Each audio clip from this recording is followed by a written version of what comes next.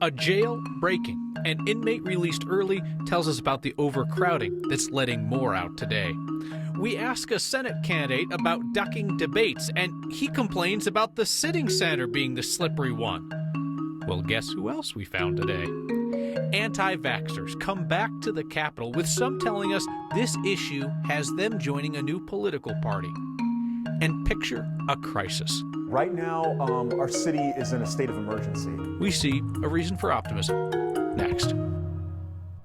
The Jefferson County Jail has more sudden, unexpected releases than the Suncor refinery.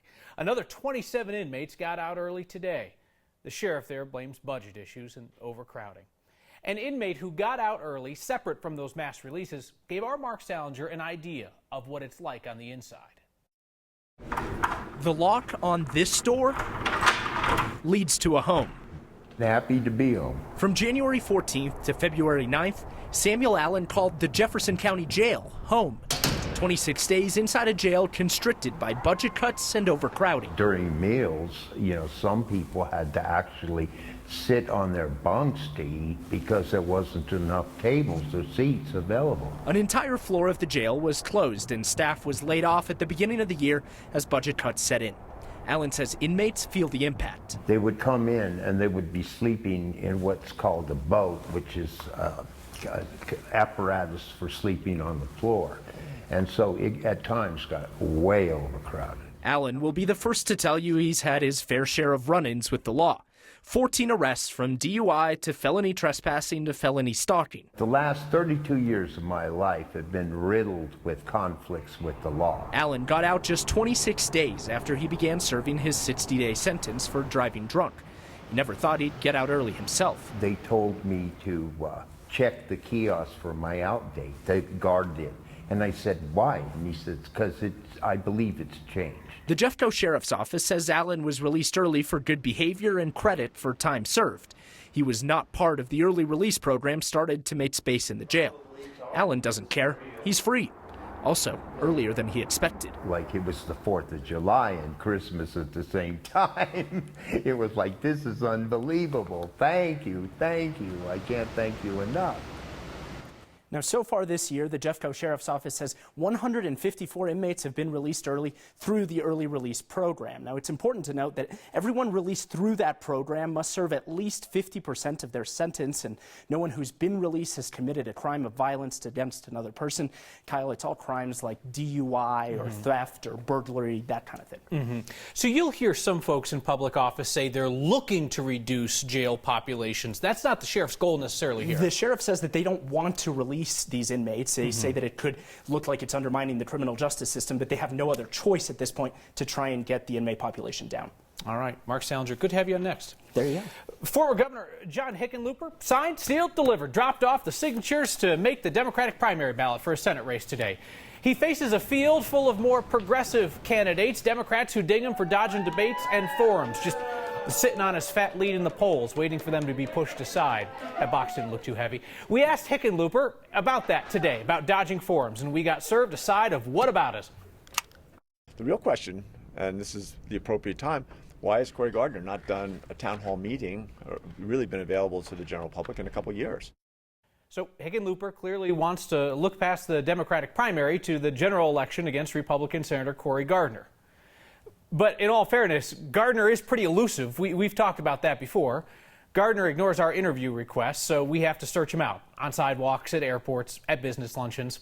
And today, Gardner held an event at a school in Centennial. Select media outlets were notified and invited. We were not, but we are in the business of figuring stuff out. So politics guy Marshall Zelinger just showed up anyway to ask your elected senator a couple rare questions. It was cordial, too. There was no animosity from us just showing up. Gardner was at the Cherry Creek Innovation Campus. That's not a full-time high school. The students there go to other high schools and do part-time instruction on things like engineering, hospitality and tourism, and healthcare. And Senator Gardner held a round table at a rectangular table, talking with students who volunteered to be there, most of them with a focus on healthcare. He talked with them about mental health support, including his push that we've covered here on Next to create 988 hotline, similar to 911, but for mental health emergencies. The Rocky Mountain Crisis Services believes that will cost $750,000 additional dollars to staff a 988 phone line. That's why it's so incredibly important that we have people in the pipeline in our healthcare systems that are receiving the kinds of skills and tools that you are. We did not want to ignore why he was there today, but being there also gave us the chance to talk about tomorrow's visit with President Trump. Would anything cause Gardner's support of the president to waver? He listed off a number of positives and finished with, quote, "I'm not always going to agree, but there are certain things we have done together to make this state a better place." That then led to this question about his campaign for Senate. You've never heard from you if you thought asking foreign assistance is illegal or unconstitutional. Would you do so in your campaign? It's never okay for a foreign government to interfere with our elections. It's never okay for that, and I've certainly made a lot of points about that, introducing legislation to make sure that other countries don't do that. But if you're talking about impeachment, that was a policy issue that we can't impeach over a policy issue. But in your campaign, would you do that? Would you ask foreign assistance? Absolutely not. In fact, I've said I would go immediately to the FBI if there was any such an issue that we thought was coming up. No, because it's illegal or because it's unconstitutional? Well, because if you look at what's happening, look what Russia wants to do. They want to destabilize our institutions. They want to decrease the trust of our institutions. And that goes to the two part of it. And so we have to do everything we can to protect the integrity of our institutions and the elections. But would you put a label on it? Illegal, unconstitutional? Yeah. I guess I don't understand what you mean. If you were asking for foreign assistance or foreign assistance, I wouldn't do that. It's wrong. It's wrong. I wouldn't do it. Wrong. We didn't get an answer on illegal or unconstitutional. So about those town halls, I asked the senator, he seemed engaged with the student event. Will we see that in a public setting, whether it's in the Front Range or rural Colorado? He talked about being at an employee town hall today with hundreds of people. But Kyle, we're asking about public invite events, and with the election coming up, it's bound to happen. And he said he could do it without getting shouted down. We'll just see if he does. It's curious that he would say that, because I think people would assume that a lot of Democrats would come and would shout him down. And some people may think that that's a fair reason to avoid town halls. He definitely prefers the small, more scripted settings where folks don't know that he's there unless they're, say, an investigative reporter like yourself. I would like to see a town hall situation where he could engage with people back and forth without it becoming a fiasco event, where it's something like what we saw with those students. Wishful thinking. Yeah, a productive political discussion, maybe. Something like that. That would be nice. Thank you, Marshall. There is a Coloradan right by President Trump's side in his re-election campaign. Jenna Ellis, a former constitutional law professor from Colorado Christian University. She's now working as President Trump's senior legal advisor. Ellis returned to Next today. She's in town for the president's big rally with Senator Gardner tomorrow. Let me ask you about President Trump's prospects for winning Colorado. So his net approval in Colorado has gone down 11 points since he was elected. He's about 10 points underwater in approval here now. How does he convince more Coloradans that he deserves re-election? Well, I think Colorado is a very competitive state, and Brad Parscale, our campaign manager, is also very convinced of that. And I think that if you see the overall national approval rating, he's just continuing to grow there. And for people in Colorado, I think conservatives especially are really excited and enthusiastic that he's actually coming back to Colorado tomorrow for the rally. Do you think that there are Coloradans and Americans generally who don't care for the president personally, but will just vote simply on the strength of the economy? Probably, and I think that that's one of the wonderful designs in our Constitution, is that we, the voter, get to decide what matters to us. And that's why, President Trump listed in his State of the Union address all of his accomplishments, and that spoke to everyone. I mean, what matters to you most significantly might be something that differs from what matters to me and my family, but at the same time, that's why our founders said it's a pursuit of happiness. Republican Senator Cory Gardner, he's been an unwavering ally of the president. Was there ever any doubt on Team Trump that that's where Gardner would be at the end of the day? There's a lot of chatter in Colorado. Not at all. I think that there was a lot of chatter among people here and people who were just concerned overall, what the vote would be. But, Cory has absolutely been 100% with this president. Last question, kind of on a more personal level. I know that I personally have benefited greatly in my career when colleagues have taken me aside and been like, hey, you don't want to do it like that. Or this thing you said, that really was the wrong thing to say. And working for the president, is he interested in feedback like that? Do you see him recalibrate his approach based on feedback like that? Oh, he asks for opinions all the time. I mean, he calls me up all the time and asks opinions on things, and he is just the most kind and genuine person. And I think he does take that feedback very seriously. Ellis and I also discussed President Trump saying recently that he can meddle in Justice Department investigations. You'll see that in our full unedited conversation on the Next YouTube channel. It was the 10th largest city in Colorado at the time, and it grew up almost overnight. Grew at a rate that puts our modern-day growing pains to shame. Shame is a very good word for what happened and how we remember it today. So the government came calling for patriotic Americans in southeast Colorado to sell their land to Uncle Sam. Rancher after rancher refused, 13 in all. When they wouldn't sell, the government just took their land, condemned it. Only one person voluntarily sold his land to the War Relocation Authority, the land that became the 10th largest city in Colorado almost overnight, as soon as the government started bringing in trainloads of people. Most of them were Americans. That did not matter. They looked like their ancestors who had come from Japan, and it was 1942, and we were at war. And Amache, Colorado's instant city, existed solely to hold those Americans and their neighbors against their will. This is Remembrance Day for the February 19th that President Roosevelt ordered the internment. We remember the shame.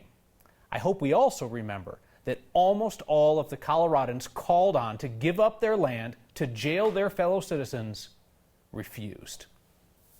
The vaccination rate in this room at the Capitol is probably quite low. Even if you're homeless, you can still make a mark in society. Without a place to stay, they have found a place to create. And that's next.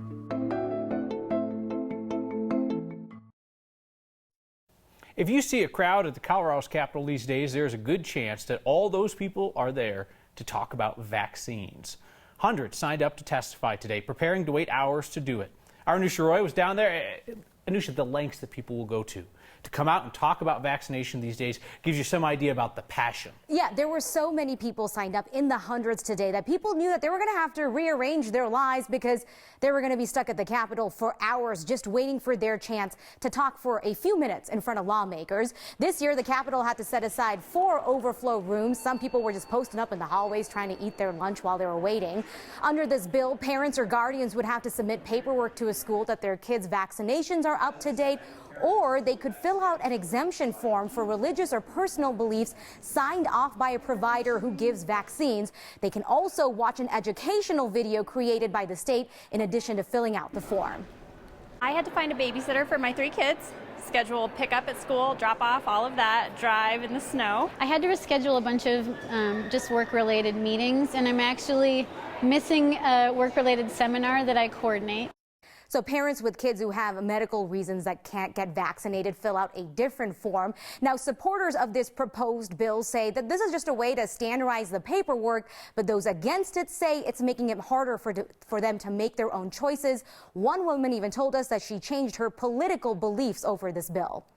I switched from being an unaffiliated voter to a Republican voter because the Republicans are way more about freedom than I recognized before. We certainly respect their beliefs, especially if they have religious beliefs, but we feel it's our duty to keep their kids healthy. My concern is for the individuals that can't be vaccinated, that are immunocompromised, like people that have weakened immune systems and can't get vaccines. I've spent 11 years every single day looking into vaccines. I've had discussions with many professionals, natural health practitioners, medical practitioners. People were testifying into the evening, which means, Kyle, at this point, we don't know if the bill is passing out of committee yet because they have to hear what everyone has to say first before making any of those decisions. Anusha, it's interesting. Do we have, no, they can't show me, forget it. We're just going to go to weather. God bless. All right, thanks, Anusha. Oh, you got it.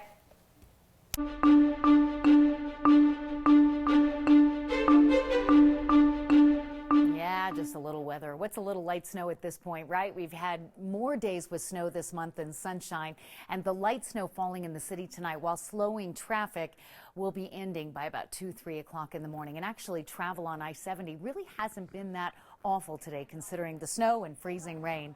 21 our high today. The average is 47. This band of snow is dropping to the south and will intensify in southern Colorado, where a winter weather advisory remains in effect through 5 a.m. The advisories continue out into Burlington and up north into the North Platte area for 2 to 5 inches of snow. Denver's got 1 to 2 inches of snow forecast for tonight, with again that snow ending during the wee hours of the morning, and that's when temperatures are really going to fall into the single digits. But you will wake up to sunshine tomorrow, although it's not going to be a terribly warm day. Tonight, light snow, 1 to 2 inches, our low at 8. Tomorrow we have sunshine and a high of 35, a nice warming trend right into the weekend. Sunshine and 50s for Friday and Saturday. Chance for snow on Sunday and then again on Tuesday. So a very nice looking weekend coming up, but then the pattern gets interesting again the first part of next week. They're hoping to simply get our attention. We need more people aware of what is happening on our streets every day when there are thousands of individuals out in the streets. It's a challenge to a city that loves art and says it loves people. Next. We know there is no simple solution to the issue of homelessness, yet Colorado is chipping away in a slew of small ways. Tonight, a trip to an art studio that thinks it can be part of the solution. Our brothers and sisters on the street that may not have a mailbox are still our neighbors. They may not have a standard roof over their head, but they live in this community and they contribute to this community too.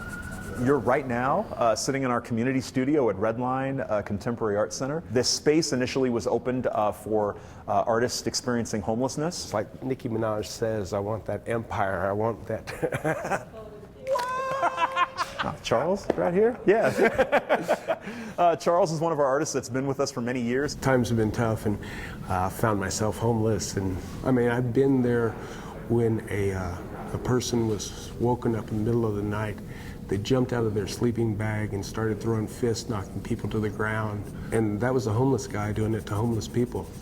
It can be tough. Who better to talk about these kind of issues than those who are actually out there every day? There's been people who've come up to me and said, oh, I really love that painting, but I don't have any money. Well, do you have a home? Do you have a wall that you can put this on? And that's the only qualification that I have in order to give them the artwork, is that they have a place where they can keep it safe. With the artwork finding a home and the artist not necessarily having one, that artwork can serve as a reminder to those that purchase that work that there are people out there that still need our help. Because I had the studio space here at the Redline to help me my first year here in Denver, I was able to create 100+ paintings, and I was showing in the Denver Art Museum and the Colorado State Capitol within the first year. Wow. Even if you're homeless, you can still make a mark in society, and you can still advance within your field. And positive energy is worth so much. Yes, it is. You know, all the snow lately has made it really tough to walk our goats. That and your feedback, which includes my favorite word, hack, coming up. The most Colorado thing we saw today is just an ordinary daily walk. Our viewer Teresa spotted this in Leadville. Just some guy out, he's got his dogs and his goat, as one does. And the other gentleman with the sick beard appears to be taking their photo. That's fantastic. What's the most Colorado thing you saw today? Email us photos, next@9news.com's email. Give us a shout with the hashtag #HeyNext. And Laura Neal wrote to us today and said, I once saw a guy running through downtown Denver, dog on a leash in one hand, turtle in the other. I struggled with this because for the longest time I thought the turtle was on the leash, and then if they're running, the turtle would just be dragging and bouncing along. But I think maybe the guy was holding the turtle. I don't know. Speaking of getting dragged, Mark says Marshall's a political hack, asking Gardner the question like he did on impeachment. Mark, come on. Name calling is easy. Conversations are hard. Write us an email. Give us a call. Let's talk.